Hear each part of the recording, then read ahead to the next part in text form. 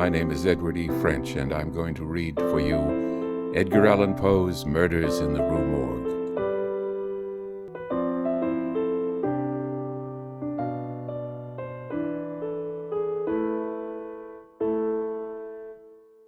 The mental features discoursed of as the analytical are, in themselves, but little susceptible of analysis. We appreciate them only in their effects. We know of them, among other things, that they are always to their possessor, when inordinately possessed, a source of the liveliest enjoyment. As the strong man exults in his physical ability, delighting in such exercises as call his muscles into action, so glories the analyst in that moral activity that disentangles. He derives pleasure from even the most trivial occupations bringing his talent into play. He is fond of enigmas, of conundrums, of hieroglyphics, exhibiting in his solutions of each a degree of acumen which appears to the ordinary apprehension preternatural. His results, brought about by the very soul and essence of method, have, in truth, the whole air of intuition.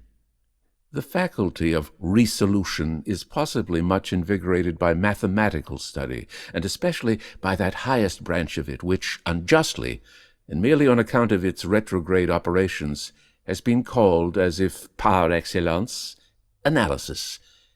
Yet to calculate is not in itself to analyze.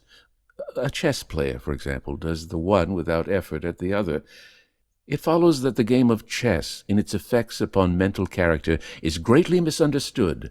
I am not now writing a treatise, but simply prefacing a somewhat peculiar narrative by observations very much at random.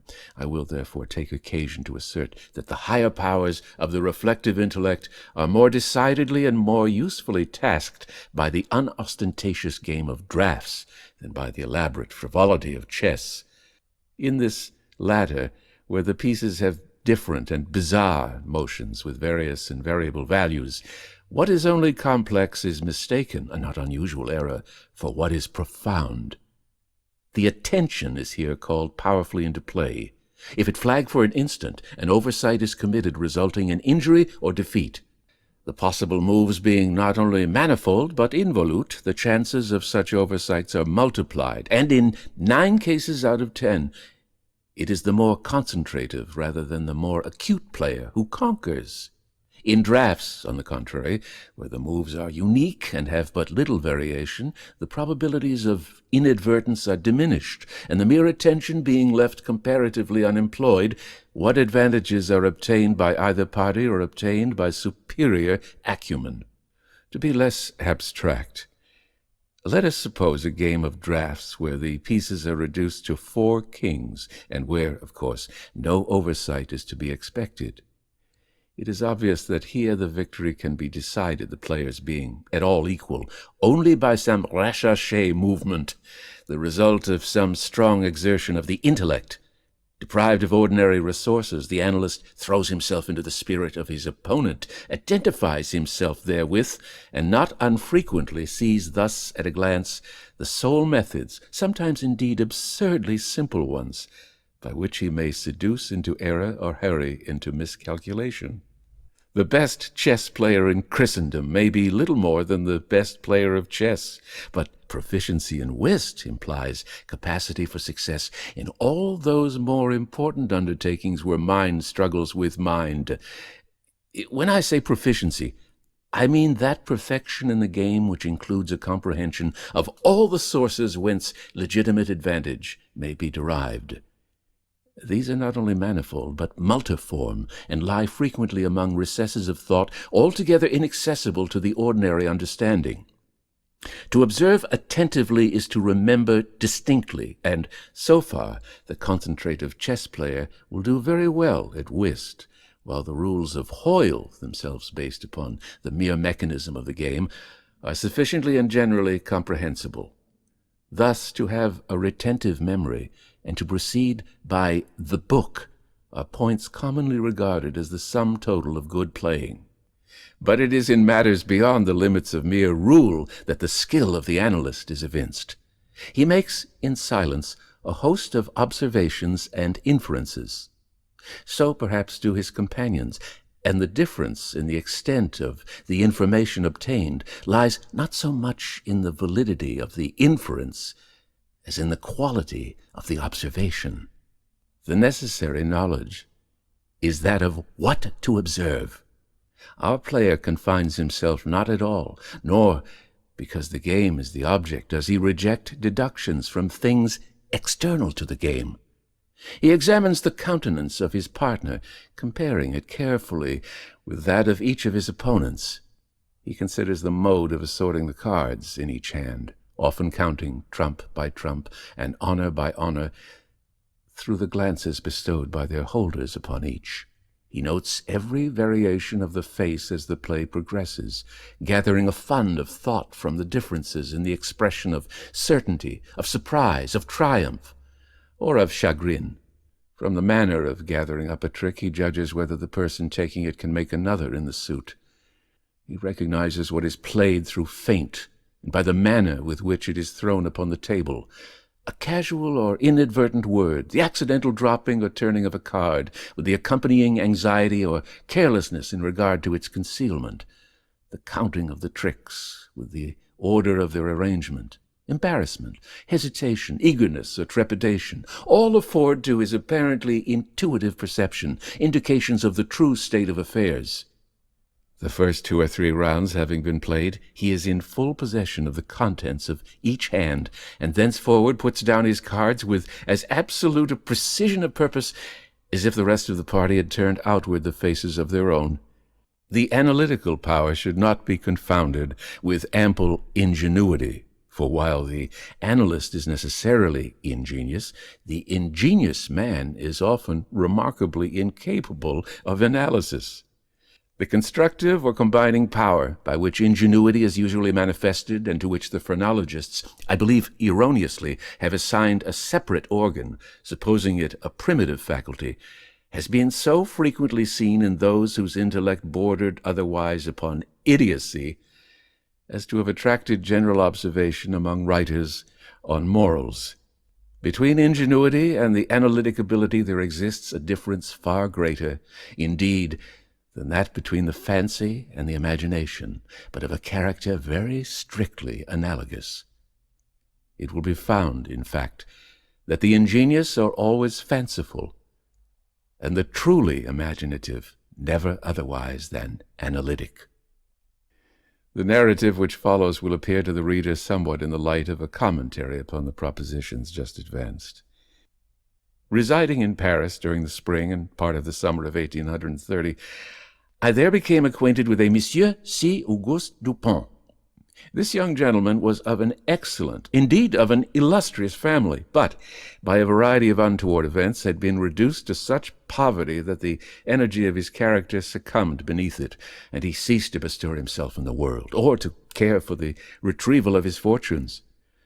By courtesy of his creditors, there still remained in his possession a small remnant of his patrimony, and upon the income arising from this he managed, by means of a rigorous economy, to procure the necessaries of life, without troubling himself about its superfluities. Books, indeed, were his sole luxuries, and in Paris these are easily obtained. Our first meeting was at an obscure library in the Rue Morgue, where the accident of our both being in search of the same very rare and very remarkable volume brought us into closer communion. We saw each other again and again. I was deeply interested in the little family history which he detailed to me with all that candor which a Frenchman indulges whenever mere self is his theme. I was astonished, too, at the vast extent of his reading, and above all, I felt my soul enkindled within me by the wild fervor and the vivid freshness of his imagination. Seeking in Paris the objects I then sought, I felt that the society of such a man would be to me a treasure beyond price, and this feeling I frankly confided to him. It was at length arranged that we should live together during my stay in the city, and as my worldly circumstances were somewhat less embarrassed than his own, I was permitted to be at the expense of renting and furnishing, in a style which suited the rather fantastic gloom of our common temper, a time-eaten and grotesque mansion, long deserted through superstitions, into which we did not inquire, and tottering to its fall in a retired and desolate portion of the Faubourg Saint-Germain. Had the routine of our life at this place been known to the world, we should have been regarded as madmen, although perhaps madmen of a harmless nature. Our seclusion was perfect. We admitted no visitors. Indeed, the locality of our retirement had been carefully kept a secret from my own former associates. And it had been many years since Dupin had ceased to know or be known in Paris. We existed within ourselves alone. It was a freak of fancy in my friend, for what else shall I call it, to be enamored of the night for her own sake, and into this bizarrerie, as into all his others, I quietly fell, giving myself up to his wild whims with a perfect abandon. The sable divinity would not herself dwell with us always, but we could counterfeit her presence. At the first dawn of the morning we closed all the messy shutters of our old building, lighting a couple of tapers which, strongly perfumed, threw out only the ghastliest and feeblest of rays. By the aid of these we then busied our souls in dreams, reading, writing, or conversing, until warned by the clock of the advent of the true darkness. Then we sallied forth into the streets, arm in arm, continuing the topics of the day or roaming far and wide until a late hour, seeking, amid the wild lights and shadows of the populous city, that infinity of mental excitement which quiet observation can afford. At such times I could not help remarking and admiring, although from his rich ideality I had been prepared to expect it, a peculiar analytic ability in Dupin. He seemed, too, to take an eager delight in its exercise, if not exactly in its display, and did not hesitate to confess the pleasure thus derived. He boasted to me, with a low chuckling laugh, that most men, in respect to himself, wore windows in their bosoms, and was wont to follow up such assertions by direct and very startling proofs of his intimate knowledge of my own. His manner at these moments was frigid and abstract. His eyes were vacant in expression, while his voice, usually a rich tenor, rose into a treble which would have sounded petulantly but for the deliberateness and the entire distinctness of the enunciation. Observing him in these moods, I often dwelt meditatively upon the old philosophy of the bipart soul, and amused myself with the fancy of a double Dupin, the creative and the resolvent. Let it not be supposed from what I have just said that I am detailing any mystery or penning any romance. What I have described in the Frenchman was merely the result of an excited or perhaps of a diseased intelligence. But of the character of his remarks at the periods in question, an example will best convey the idea. We were strolling one night down a long, dirty street in the vicinity of the Palais Royal. Being both apparently occupied with thought, neither of us had spoken a syllable for 15 minutes at least. All at once Dupin broke forth with these words: "He is a very little fellow, that's true, and would do better for the Théâtre de Variété. There can be no doubt of that," I replied unwittingly, and not at first observing, so much had I been absorbed in reflection, the extraordinary manner in which the speaker had chimed in with my meditations. In an instant afterward I recollected myself, and my astonishment was profound. "Dupin," said I gravely, "this is beyond my comprehension.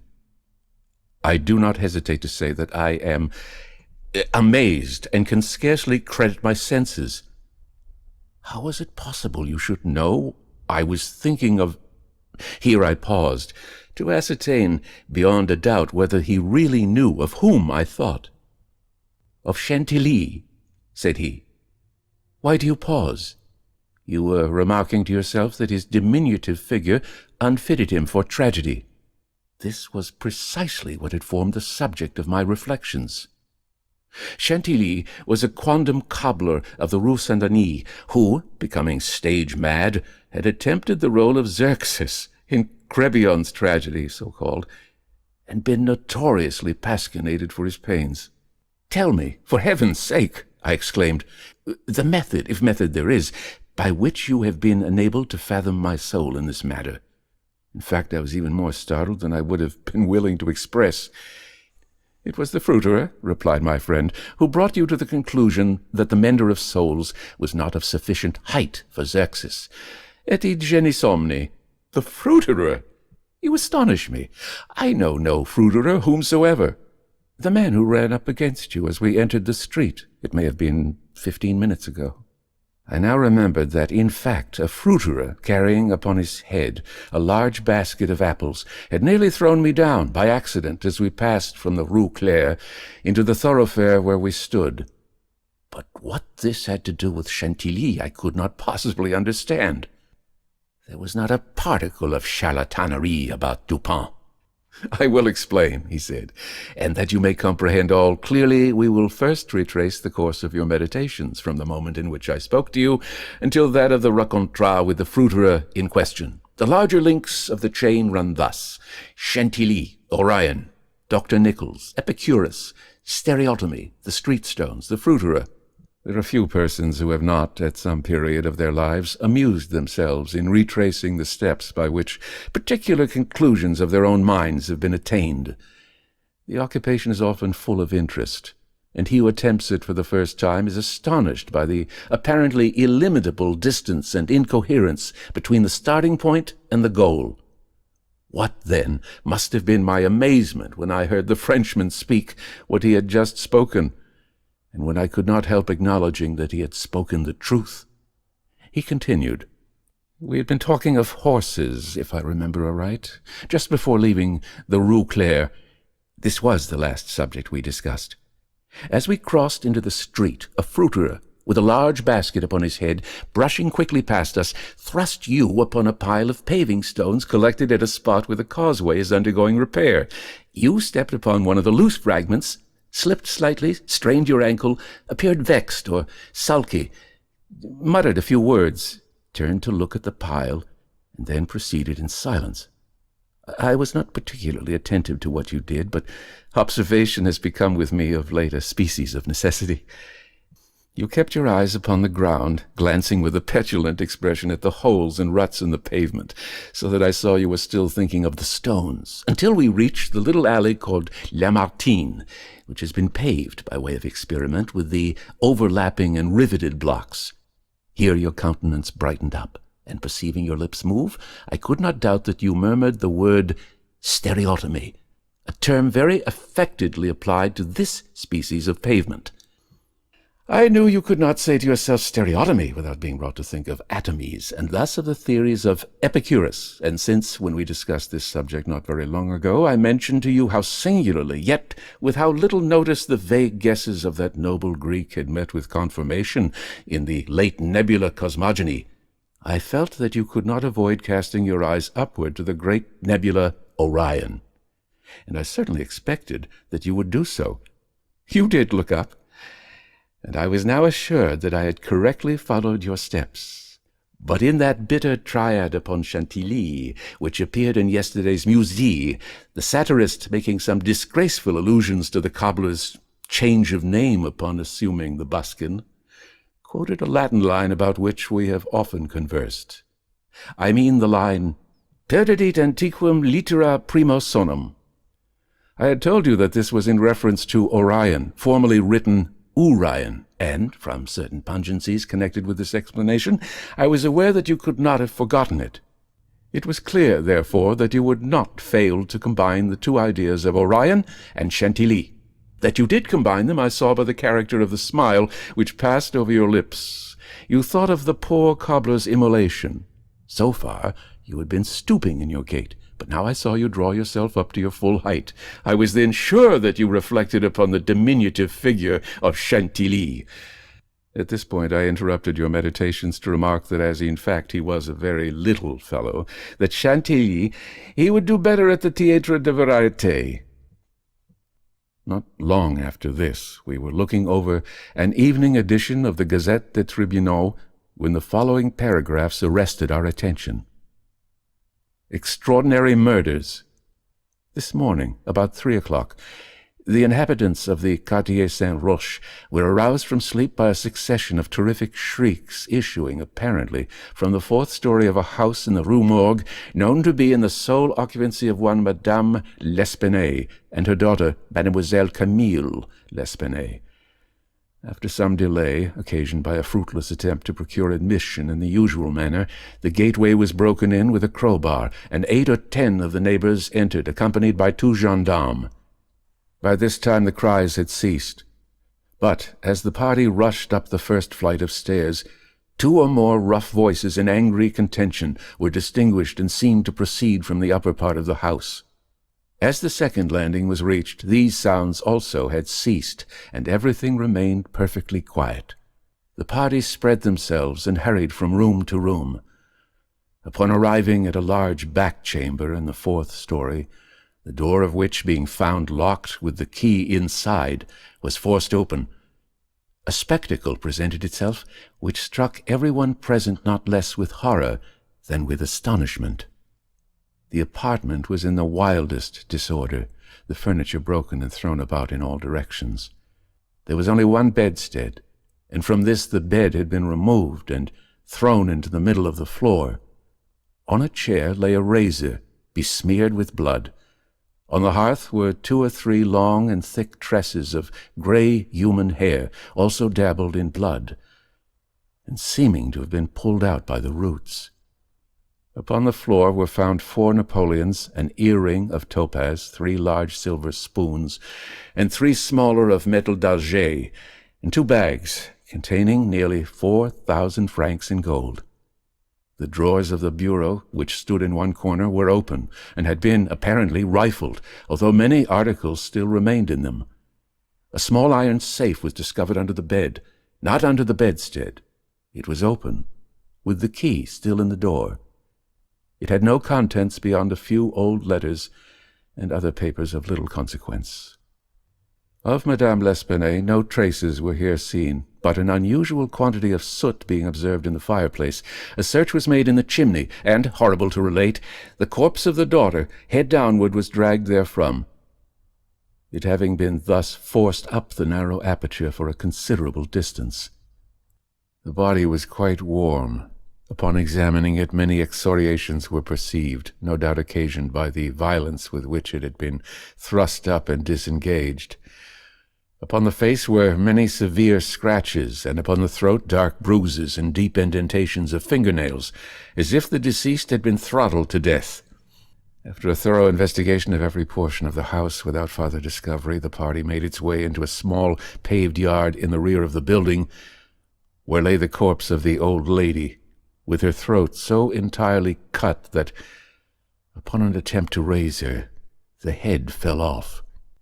The body, as well as the head, was fearfully mutilated, the former so much so as scarcely to retain any semblance of humanity.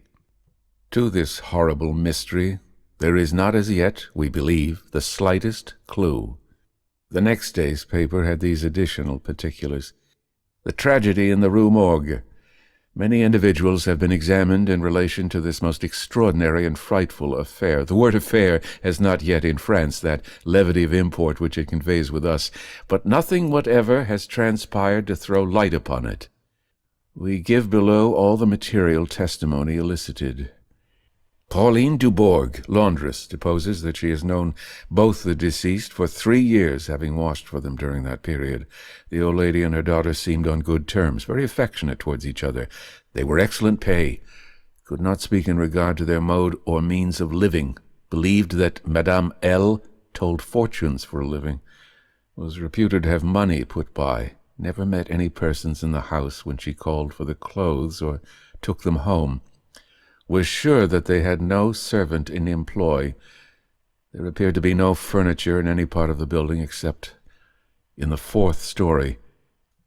Pierre Moreau, tobacconist, deposes that he has been in the habit of selling small quantities of tobacco and snuff to Madame L'Espanaye for nearly 3 years, was born in the neighborhood and has always resided there. The deceased and her daughter had occupied the house in which the corpses were found for more than 6 years. It was formerly occupied by a jeweler who underlet the upper rooms to various persons. The house was the property of Madame L. She became dissatisfied with the abuse of the premises by her tenant and moved into them herself, refusing to let any portion. The old lady was childish. Witness had seen the daughter some 5 or 6 times during the 6 years. The two lived an exceedingly retired life, were reputed to have money, had heard it said among the neighbors that Madame L. told fortunes, did not believe it, had never seen any person enter the door except the old lady and her daughter, a porter once or twice, and a physician some 8 or 10 times. Many other persons, neighbors, gave evidence to the same effect. No one was spoken of as frequenting the house. It was not known whether there were any living connections between Madame L. and her daughter. The shutters of the front windows were seldom opened. Those in the rear were always closed, with the exception of the large back room, 4th story. The house was a good house, not very old. Isidore Mouzet, gendarme, deposes that he was called to the house about 3 o'clock in the morning and found some 20 or 30 persons at the gateway endeavoring to gain admittance, forced it open at length with a bayonet, not with a crowbar, but had little difficulty in getting it open on account of its being a double or folding gate, and bolted neither at bottom nor top. The shrieks were continued until the gate was forced, and then suddenly ceased. They seemed to be screams of some person or persons in great agony, were loud and drawn out, not short and quick. Witness led the way upstairs. Upon reaching the first landing, heard 2 voices in loud and angry contention, the one a gruff voice, the other much shriller, a very strange voice. Could distinguish some words of the former, which was that of a Frenchman.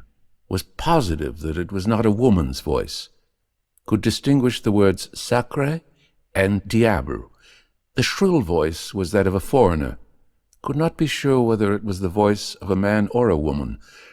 Could not make out what was said, but believed the language to be Spanish. The state of the room and of the bodies was described by this witness as we described them yesterday. Henri Duval, a neighbor, and by trade a silversmith, deposes that he was one of the party who first entered the house, corroborates the testimony of Mouzet in general. As soon as they forced an entrance, they reclosed the door to keep out the crowd, which collected very fast, notwithstanding the lateness of the hour. The shrill voice, this witness thinks, was that of an Italian, was certain it was not French, could not be sure that it was a man's voice. It might have been a woman's. Was not acquainted with the Italian language, could not distinguish the words, but was convinced by the intonation that the speaker was an Italian. Knew Madame L. and her daughter, had conversed with both frequently. Was sure that the shrill voice was not that of either of the deceased. Odenheimer, restaurateur, this witness volunteered his testimony. Not speaking French, was examined through an interpreter, is a native of Amsterdam, was passing the house at the time of the shrieks. They lasted for several minutes, probably 10. They were long and loud, very awful and distressing. Was one of those who entered the building, corroborated the previous evidence in every respect but one, was sure that the shrill voice was that of a man, of a Frenchman. Could not distinguish the words uttered. They were loud and quick, unequal, spoken apparently in fear as well as in anger. The voice was harsh, not so much shrill as harsh. Could not call it a shrill voice. The gruff voice said repeatedly, Sacré, diable, and once, Mon Dieu. Jules Mignon, banker of the firm of Mignon et Fils, Rue d'Aleran, is the elder Mignon. Madame L'Espanaye had some property, had opened an account with his banking house in the spring of the year, 8 years previously, made frequent deposits in small sums, had checked for nothing until the 3rd day before her death, when she took out in person the sum of 4,000 francs. This sum was paid in gold, and a clerk went home with the money. Adolphe Lebon, clerk to Mignon et Fils, deposes that on the day in question, about noon, he accompanied Madame L'Espanaye to her residence with the 4,000 francs, put up in 2 bags. Upon the door being opened, Mademoiselle L. appeared and took from his hands one of the bags, while the old lady relieved him of the other. He then bowed and departed. Did not see any person in the street at the time. It is a by-street. Very lonely. William Bird, tailor, deposes that he was one of the party who entered the house. Is an Englishman, has lived in Paris 2 years, was one of the first to ascend the stairs, heard the voices in contention. The gruff voice was that of a Frenchman. Could make out several words, but cannot now remember all. Heard distinctly, sacre and mon Dieu. There was a sound at the moment as if of several persons struggling, a scraping and scuffling sound. The shrill voice was very loud, louder than the gruff one. Is sure that it was not the voice of an Englishman. Appeared to be that of a German. Might have been a woman's voice. Does not understand German. 4 of the above-named witnesses, being recalled, deposed that the door of the chamber in which was found the body of Mademoiselle L. was locked on the inside when the party reached it. Everything was perfectly silent. No groans or noises of any kind. Upon forcing the door, no person was seen. The windows, both of the back and front room, were down and firmly fastened from within. A door between the 2 rooms was closed, but not locked. The door leading from the front room into the passage was locked, with the key on the inside. A small room in the front of the house, on the 4th story, at the head of the passage, was open, the door being ajar. This room was crowded with old beds, boxes, and so forth. These were carefully removed and searched. There was not an inch of any portion of the house which was not carefully searched. Sweeps were sent up and down the chimneys. The house was a 4-story one, with garrets, mansardes. A trapdoor on the roof was nailed down very securely, did not appear to have been opened for years. The time elapsing between the hearing of the voices in contention and the breaking open of the room door was variously stated by the witnesses. Some made it as short as 3 minutes, some as long as 5. The door was opened with difficulty. Alfonso Carcillo, undertaker, deposes that he resides in the Rue Morgue, is a native of Spain, was one of the party who entered the house, did not proceed upstairs, is nervous and was apprehensive of the consequences of agitation, heard the voices in contention. The gruff voice was that of a Frenchman, could not distinguish what was said. The shrill voice was that of an Englishman, is sure of this. Does not understand the English language, but judges by the intonation. Alberto Montani, confectioner, deposes that he was among the first to ascend the stairs, heard the voices in question. The gruff voice was that of a Frenchman, distinguished several words. The speaker appeared to be expostulating, could not make out the words of the shrill voice, spoke quick and unevenly. Thinks it the voice of a Russian, corroborates the general testimony. Is an Italian, never conversed with a native of Russia. Several witnesses recalled here testified that the chimneys of all the rooms on the 4th story were too narrow to admit the passage of a human being. By sweeps were meant cylindrical sweeping brushes, such as are employed by those who clean chimneys. These brushes were passed up and down every flue in the house. There is no back passage by which anyone could have descended while the party proceeded upstairs. The body of Mademoiselle Espinay was so firmly wedged in the chimney that it could not be got down until 4 or 5 of the party united their strength. Paul Dumont, physician, deposes that he was called to view the bodies about daybreak. They were both then lying on the sacking of the bedstead in the chamber where Mademoiselle L. was found. The corpse of the young lady was much bruised and excoriated. The fact that it had been thrust up the chimney would sufficiently account for these appearances. The throat was greatly chafed. There were several deep scratches just below the chin, together with a series of livid spots which were evidently the impression of fingers. The face was fearfully discolored, and the eyeballs protruded.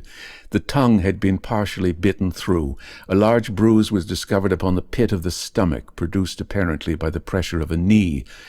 In the opinion of Monsieur Dumont, Mademoiselle L'Espinay had been throttled to death by some person or persons unknown.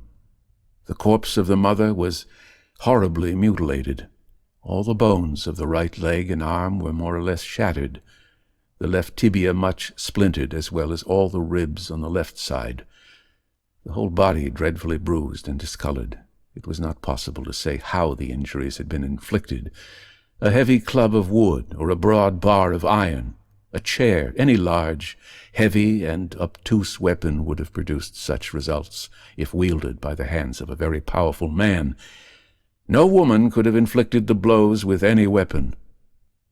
The head of the deceased, when seen by witness, was entirely separated from the body and was also greatly shattered. The throat had evidently been cut with some very sharp instrument, probably with a razor. Alexandre Etienne, surgeon, was called with Monsieur Dumont to view the bodies, corroborated the testimony and the opinions of Monsieur Dumont. Nothing farther of importance was elicited, although several other persons were examined. A murder so mysterious and so perplexing in all its particulars was never before committed in Paris.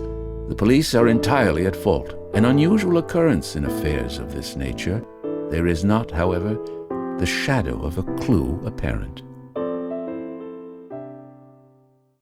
The evening edition of the paper stated that the greatest excitement still continued in the Quartier Saint-Roch, that the premises in question had been carefully researched, and fresh examinations of witnesses instituted, but all to no purpose.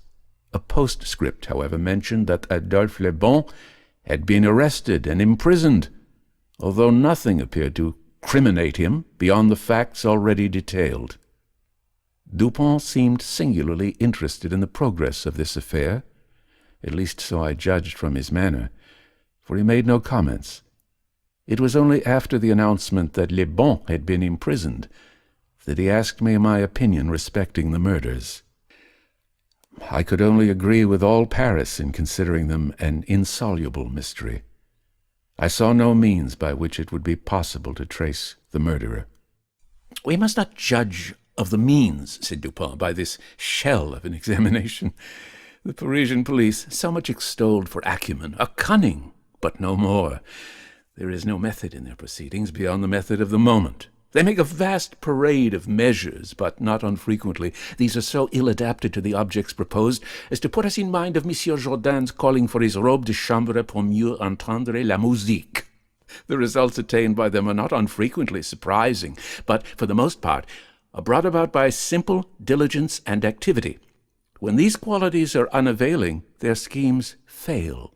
Vidocq, for example, was a good guesser and a persevering man, but without educated thought he erred continually by the very intensity of his investigations. He impaired his vision by holding the object too close. He might see, perhaps, 1 or 2 points with unusual clearness, but in so doing he necessarily lost sight of the matter as a whole. Thus there is such a thing as being too profound. Truth is not always in a well. In fact, as regards the more important knowledge, I do believe that she is invariably superficial. The depth lies in the valleys where we seek her, and not upon the mountain-tops where she is found. The modes and sources of this kind of error are well typified in the contemplation of the heavenly bodies. To look at a star by glances, to view it in a sidelong way, by turning toward it the exterior portions of the retina, more susceptible of feeble impressions of light than the interior, is to behold the star distinctly, is to have the best appreciation of its luster, a luster which grows dim just in proportion as we turn our vision fully upon it. A greater number of rays actually fall upon the eye in the latter case, but in the former there is the more refined capacity for comprehension. By undue profundity we perplex and enfeeble thought, and it is possible to make even Venus herself vanish from the firmament by a scrutiny too sustained, too concentrated, or too direct. As for these murders, let us enter into some examinations for ourselves before we make up an opinion respecting them. An inquiry will afford us amusement. I thought this an odd term, so applied, but said nothing. And besides, Le Bon once rendered me a service for which I am not ungrateful. We will go and see the premises with our own eyes. I know Monsieur Giraud, the prefect of police, and shall have no difficulty in obtaining the necessary permission." The permission was obtained, and we proceeded at once to the Rue Morgue. This is one of those miserable thoroughfares which intervene between the Rue Richelieu and the Rue Saint-Roch. It was late in the afternoon when we reached it, as this quarter is at a great distance from that in which we resided. The house was readily found, for there were still many persons gazing up at the closed shutters with an objectless curiosity from the opposite side of the way. It was an ordinary Parisian house, with a gateway, on one side of which was a glazed watch-box, with a sliding panel in the window, indicating a loge de concierge. Before going in, we walked up the street, turned down an alley, and then, again turning, passed in the rear of the building. Dupont, meanwhile, examining the whole neighborhood as well as the house, with a minuteness of attention for which I could see no possible object. Retracing our steps, we came again to the front of the dwelling, rang, and having shown our credentials, were admitted by the agents in charge. We went upstairs, into the chamber where the body of Mademoiselle L'Espanaye had been found, and where both the deceased still lay. The disorders of the room had, as usual, been suffered to exist. I saw nothing beyond what had been stated in the Gazette des Tribunaux. Dupont scrutinized everything, not excepting the bodies of the victims. He then went into the other rooms and into the yard, a gendarme accompanying us throughout. The examination occupied us until dark, when we took our departure. On our way home, my companion stepped in for a moment at the office of one of the daily papers. I have said that the whims of my friend were manifold, and that je les ménagère. For this phrase there is no English equivalent. It was his humor now to decline all conversation on the subject of the murder until about noon the next day. He then asked me suddenly if I had observed anything peculiar at the scene of the atrocity.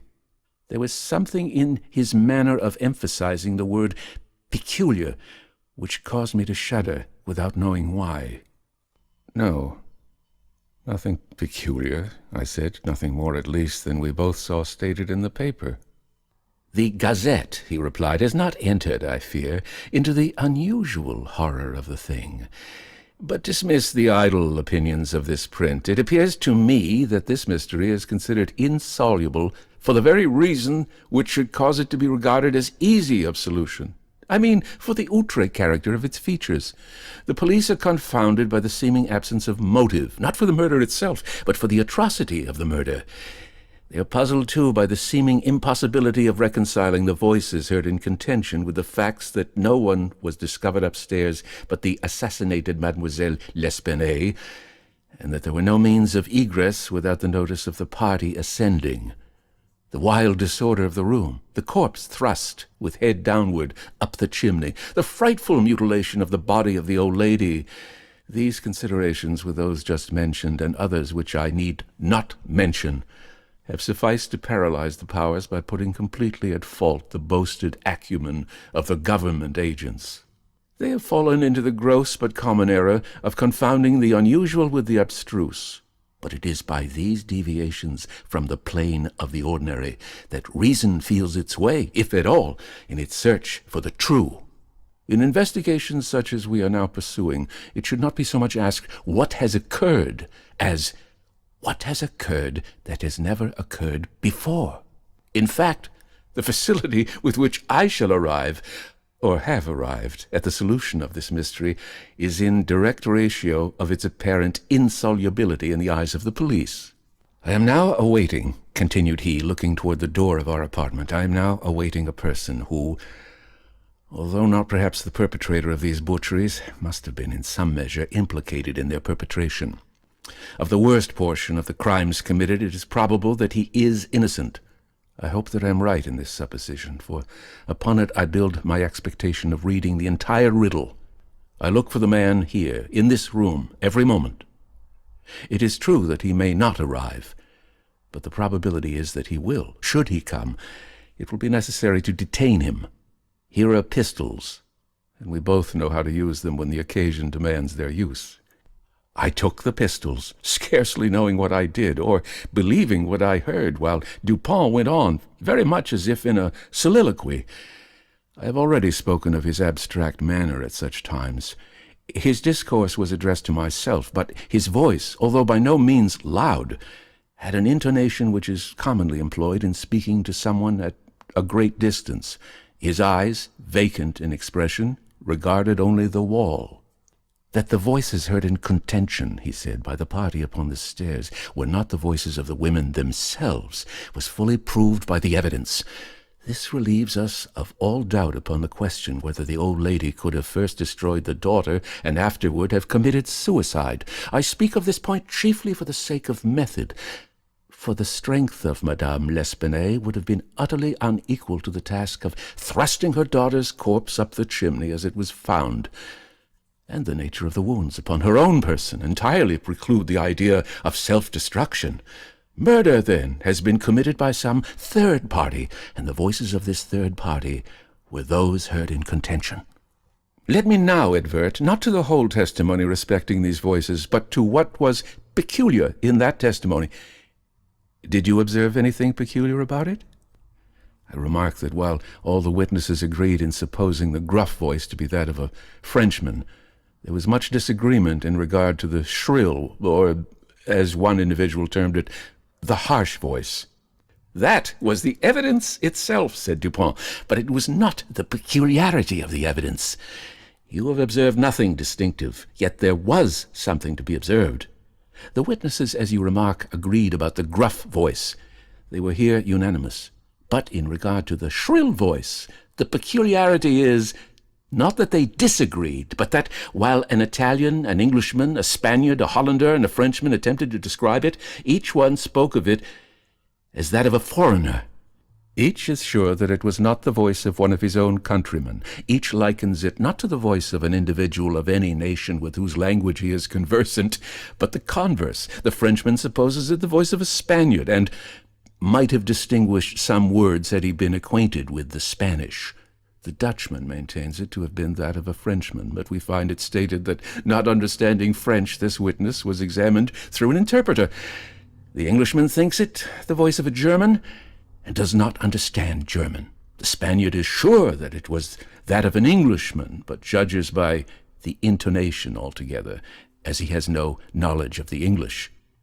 The Italian believes it the voice of a Russian, but has never conversed with a native of Russia. A second Frenchman differs, moreover, with the first, and is positive that the voice was that of an Italian, but, not being cognizant of that tongue, is, like the Spaniard, convinced by the intonation.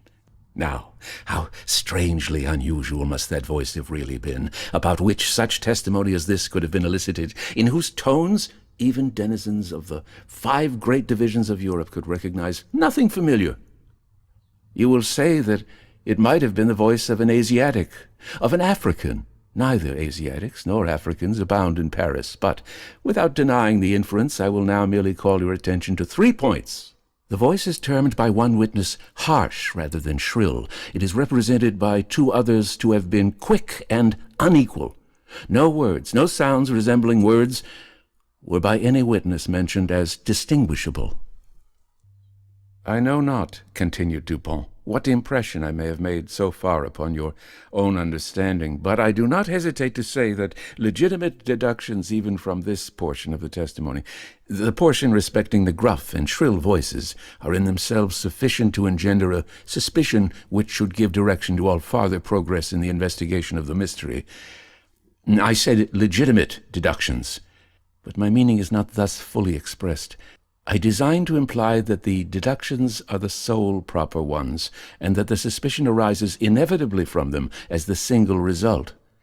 What the suspicion is, however, I will not say just yet.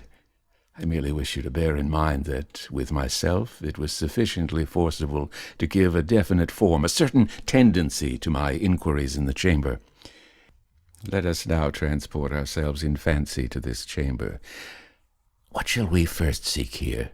The means of egress employed by the murderers. It is not too much to say that neither of us believe in preternatural events. The doers of the deed were material, and escaped materially. Then how?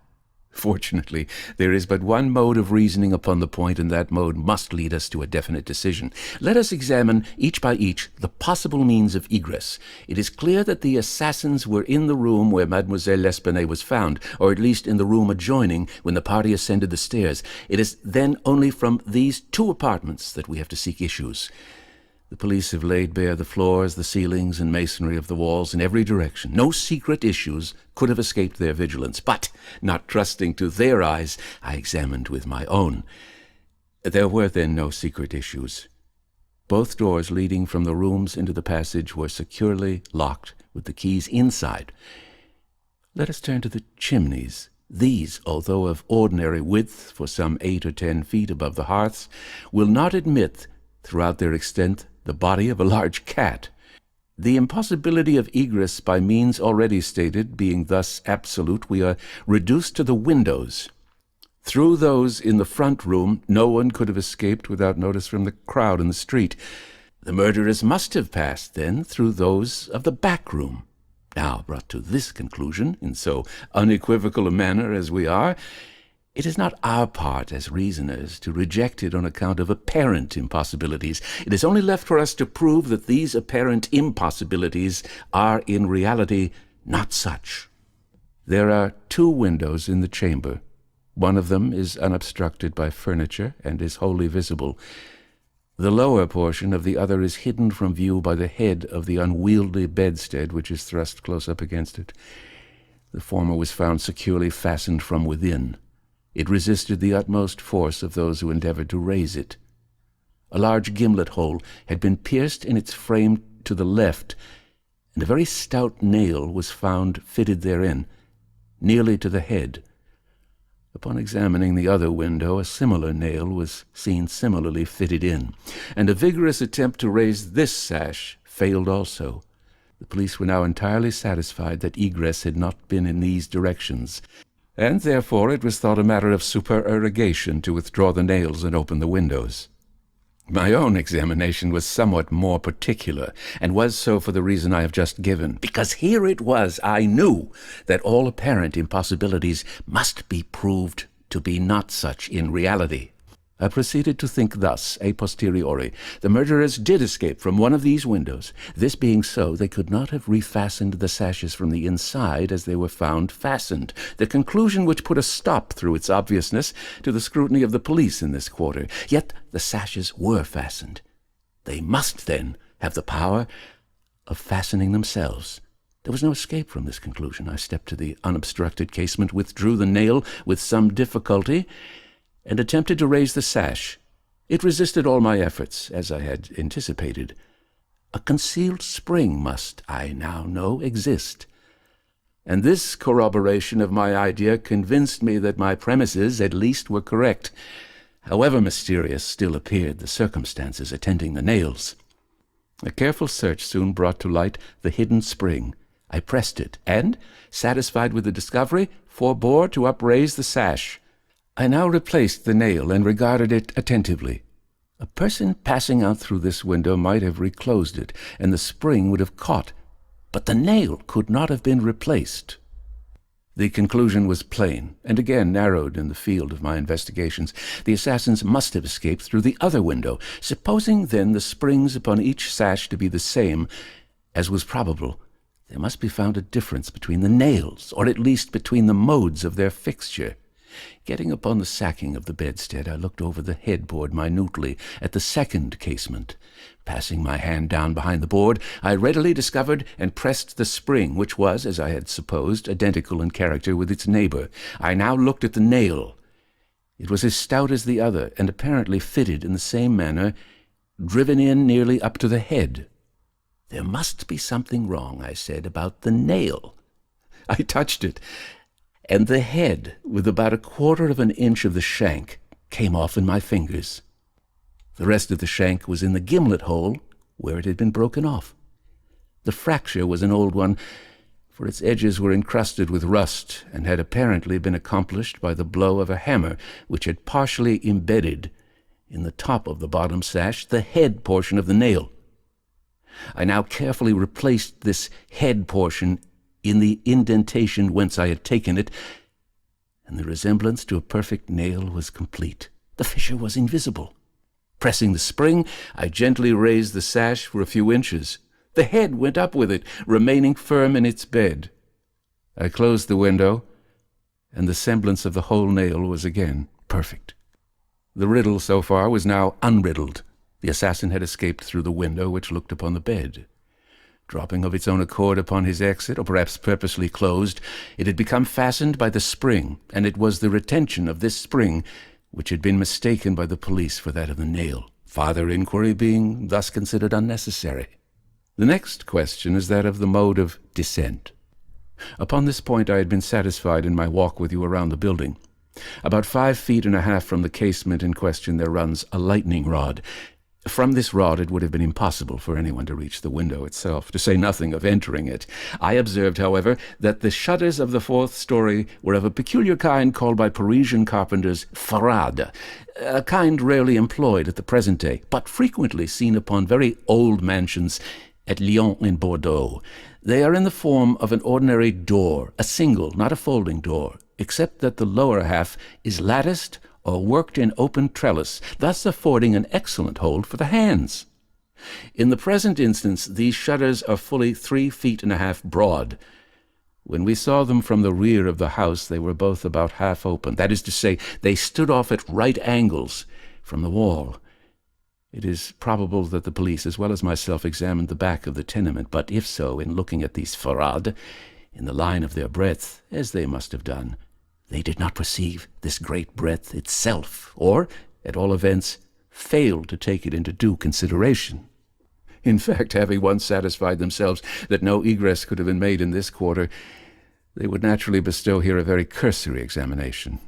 It was clear to me, however, that the shutter belonging to the window at the head of the bed would, if swung fully back to the wall, reach to within 2 feet of the lightning rod. It was also evident that, by exertion of a very unusual degree of activity and courage, an entrance into the window from the rod might have been thus effected. By reaching to the distance of 2 feet and a half, we now suppose the shutter open to its whole extent, a robber might have taken a firm grasp upon the trellis work, letting go, then, his hold upon the rod, placing his feet securely against the wall and springing boldly from it. He might have swung the shutter so as to close it, and, if we imagine the window open at the time, might even have swung himself into the room. I wish you to bear especially in mind that I have spoken of a very unusual degree of activity as requisite to success in so hazardous and so difficult a feat. It is my design to show you, first, that the thing might possibly have been accomplished, but secondly, and chiefly, I wish to impress upon your understanding the very extraordinary, the almost preternatural character of that agility which could have accomplished it. You will say, no doubt, using the language of the law, that to make out my case, I should rather undervalue than insist upon a full estimation of the activity required in this matter. This may be the practice in law, but it is not the usage of reason. My ultimate object is only the truth. My immediate purpose is to lead you to a place in juxtaposition that very unusual activity of which I have just spoken, with that very peculiar, shrill, or harsh and unequal voice, about whose nationality no two persons could be found to agree, and in whose utterance no syllabification could be detected. At these words, a vague and half-formed conception of the meaning of Dupont flitted over my mind. I seemed to be on the verge of comprehension without power to comprehend, as men at times find themselves upon the brink of remembrance without being able in the end to remember. My friend went on with his discourse. "You will see," he said, "that I have shifted the question from the mode of egress to that of ingress. It was my design to convey the idea that both were effected in the same manner at the same point. Let us now revert to the interior of the room. Let us survey the appearances here. The drawer of the bureau, it is said, had been rifled, although many articles of apparel still remained within them. The conclusion here is absurd. It is a mere guess, a very silly one, and no more. How are we to know that the articles found in the drawers were not all these drawers had originally contained? Madame L'Espanaye and her daughter lived an exceedingly retired life, saw no company, seldom went out, had little use for numerous changes of habiliment. Those found were at least of as good quality as any likely to be possessed by these ladies. If a thief had taken any, why did he not take the best? Why did he not take all? In a word, why did he abandon 4,000 francs in gold to encumber himself with a bundle of linen? The gold was abandoned. Nearly the whole sum mentioned by Monsieur Mignot, the banker, was discovered in bags upon the floor. I wish you, therefore, to discard from your thoughts the blundering idea of motive. engendered in the brains of the police by that portion of the evidence which speaks of money delivered at the door of the house.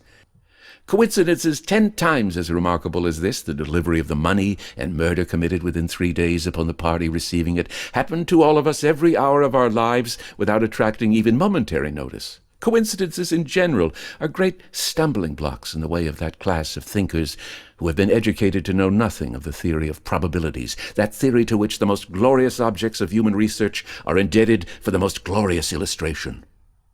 In the present instance, had the gold been gone, the fact of its delivery 3 days before would have formed something more than a coincidence. It would have been corroborative of this idea of motive. But under the real circumstances of the case, if we are to suppose gold the motive of this outrage, we must also imagine the perpetrator so vacillating an idiot as to have abandoned his gold and his motive together.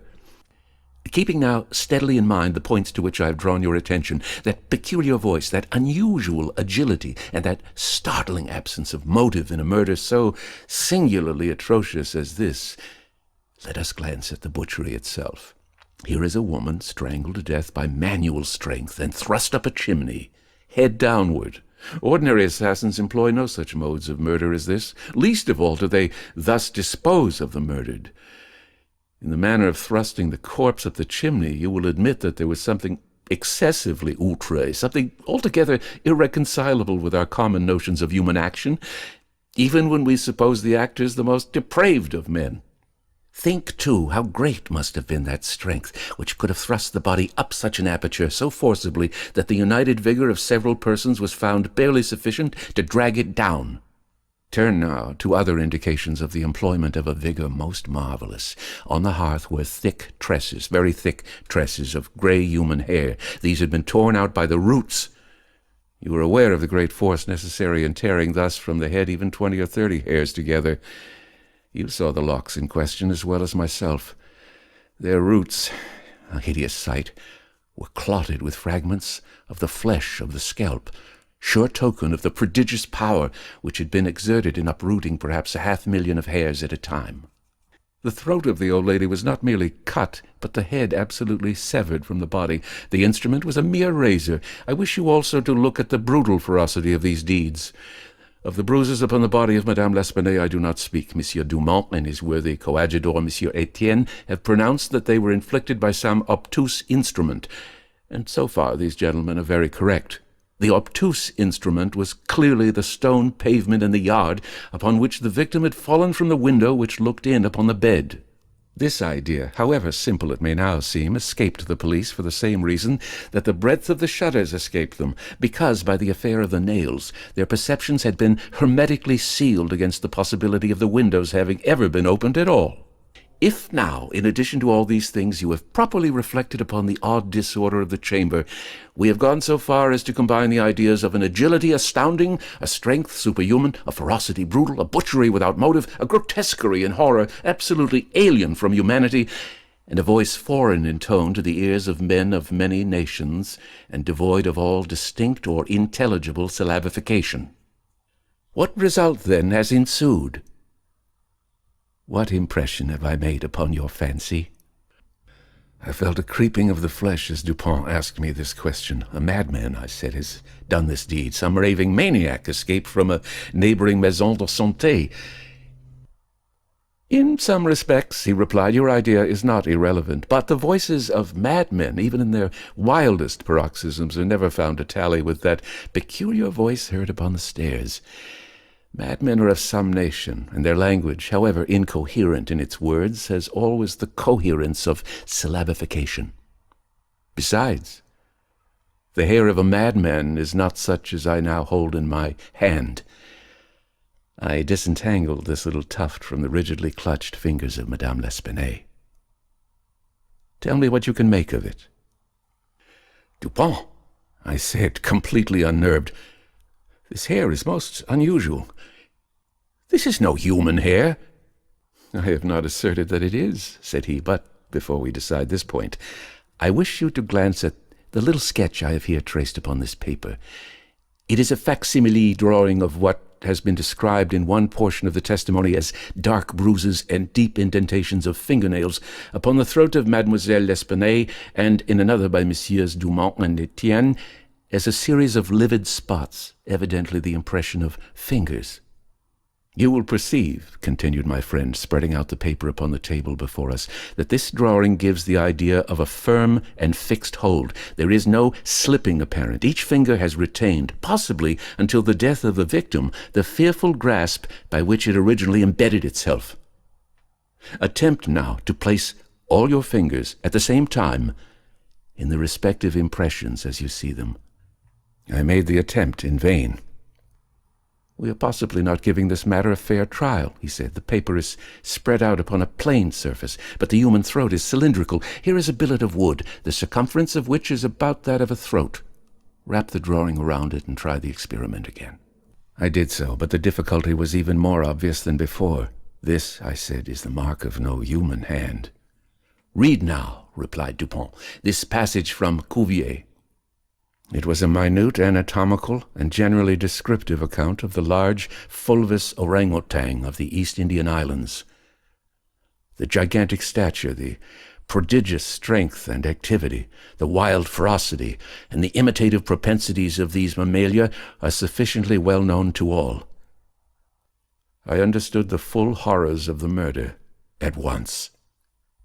The description of the digits, said I as I made an end of reading, is in exact accordance with this drawing. I see that no animal but an orangutan of the species here mentioned could have impressed the indentations as you have traced them.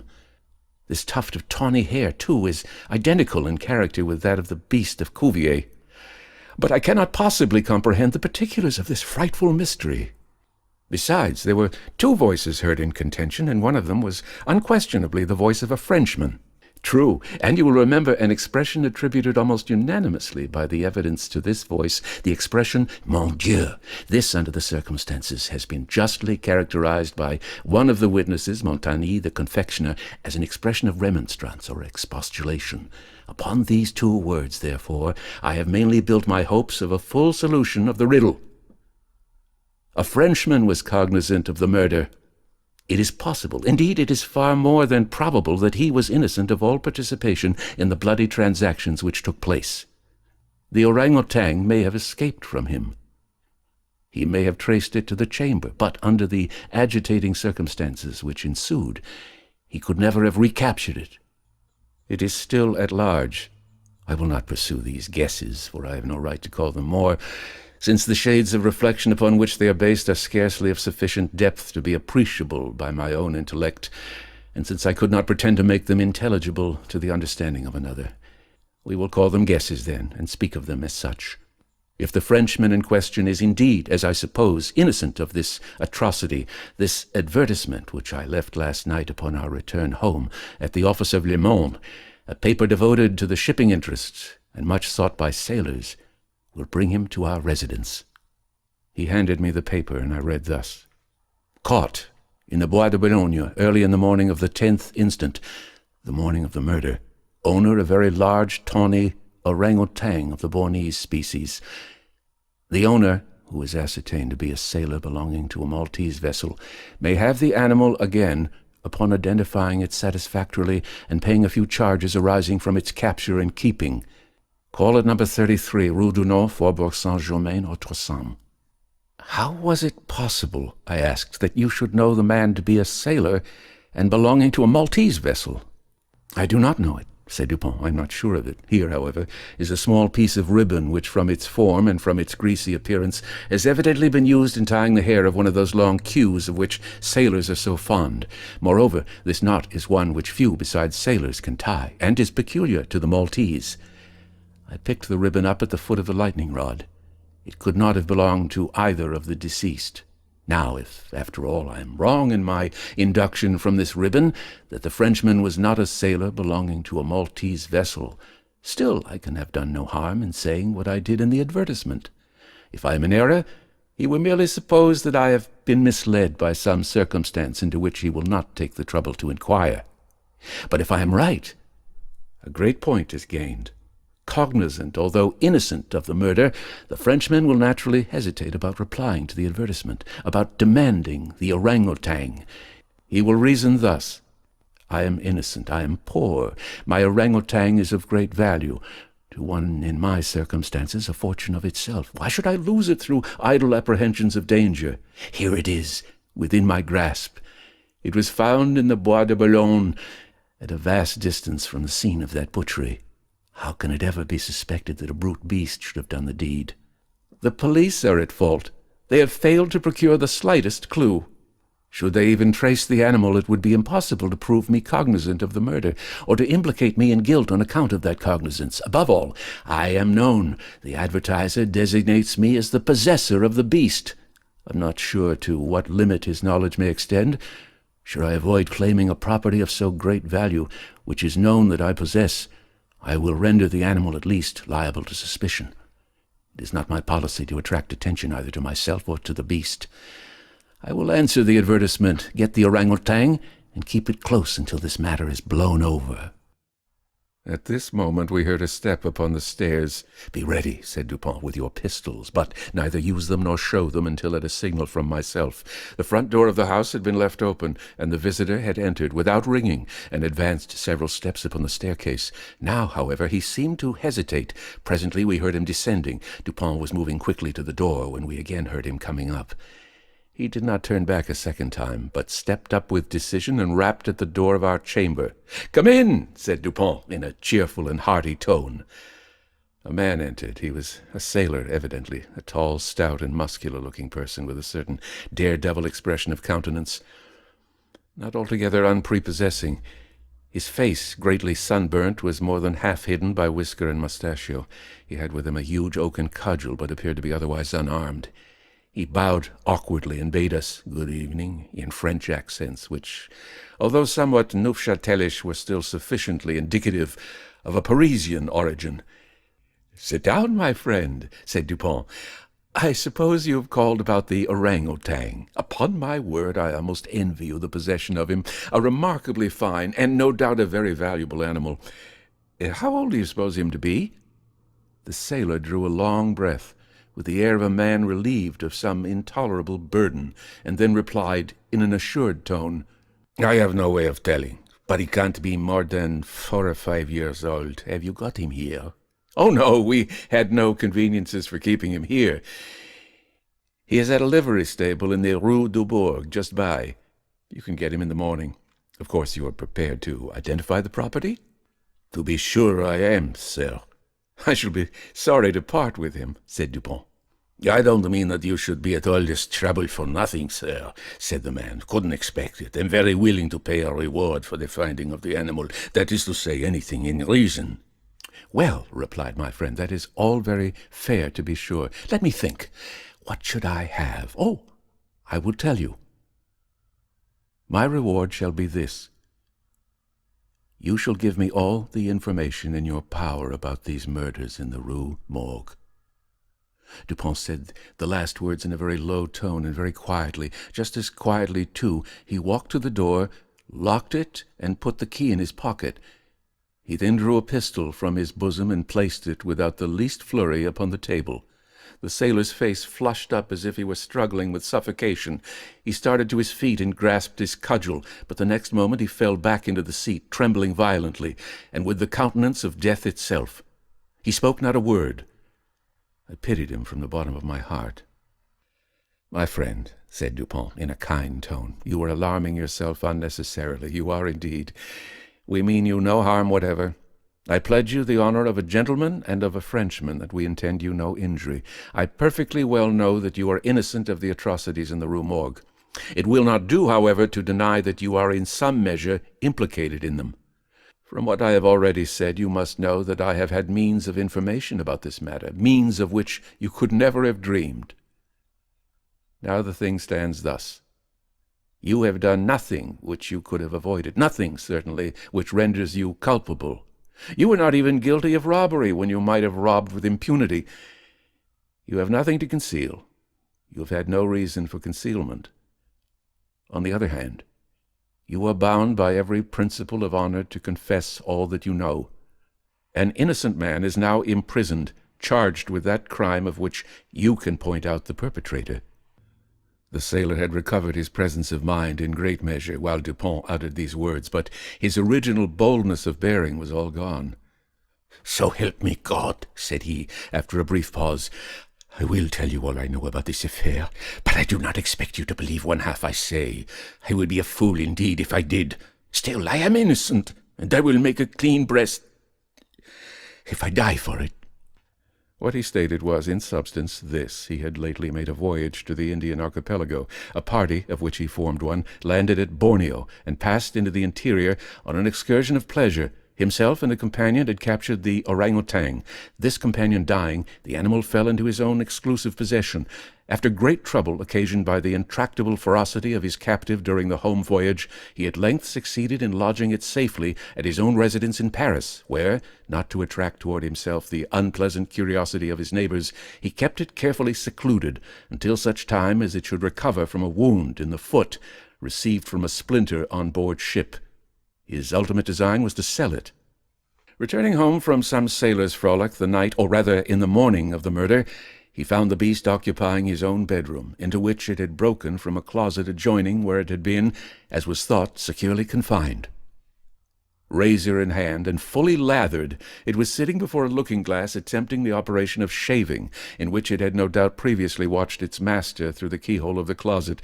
Terrified at the sight of so dangerous a weapon in the possession of an animal so ferocious, and so well able to use it, the man for some moments was at a loss what to do. He had been accustomed, however, to quiet the creature, even in its fiercest moods, by the use of a whip, and to this he now resorted.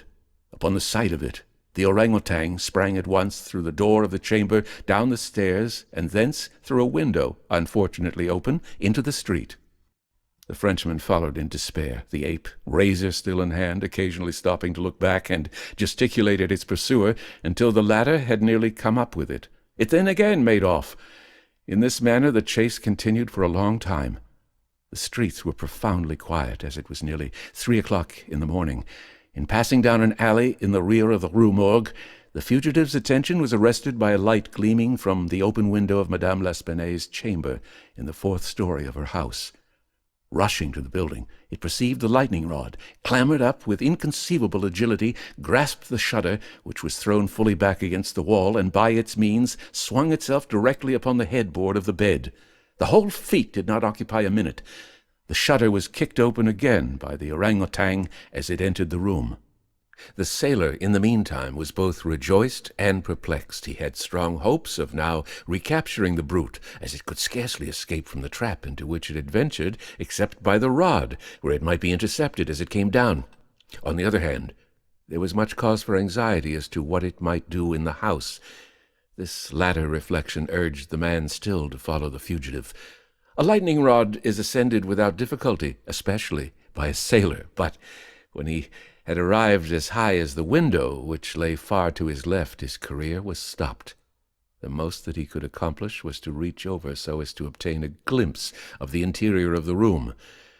At this glimpse he nearly fell from his hold through excess of horror.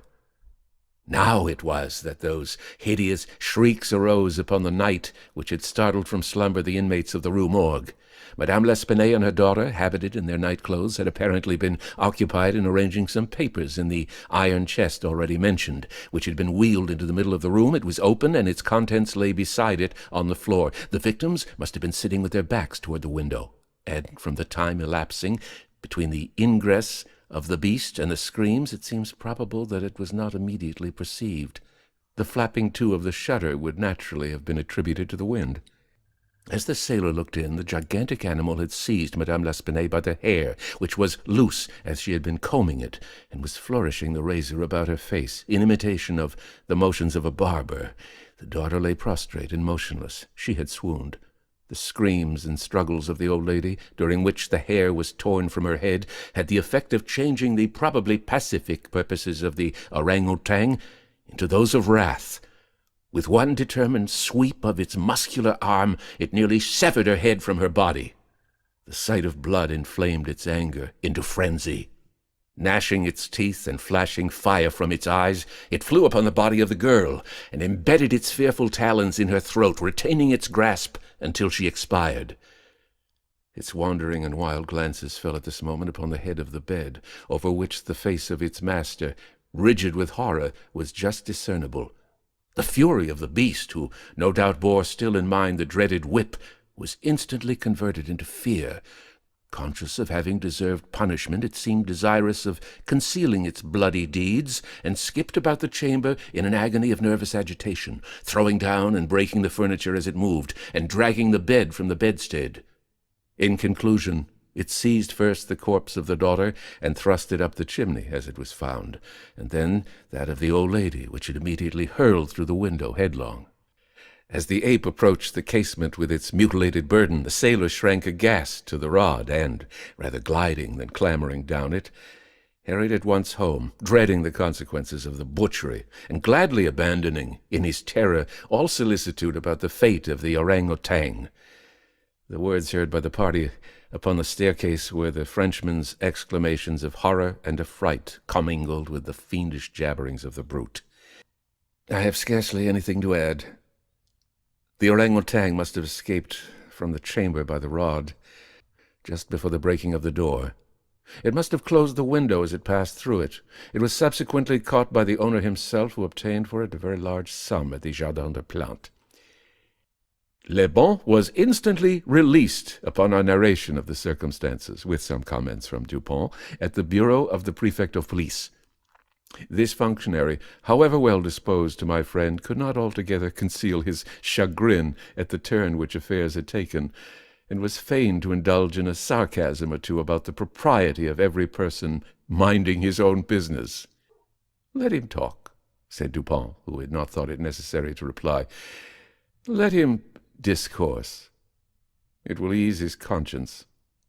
I am satisfied with having defeated him in his own castle. Nevertheless, that he failed in the solution of this mystery is by no means that matter for wonder which he supposes it, for, in truth, our friend the prefect is somewhat too cunning to be profound. In his wisdom is no stamen. It is all head and no body, like the pictures of the goddess Laverna, or, at best, all head and shoulders, like a codfish. But he is a good creature, after all. I like him especially for one master stroke of cant by which he has attained his reputation for ingenuity.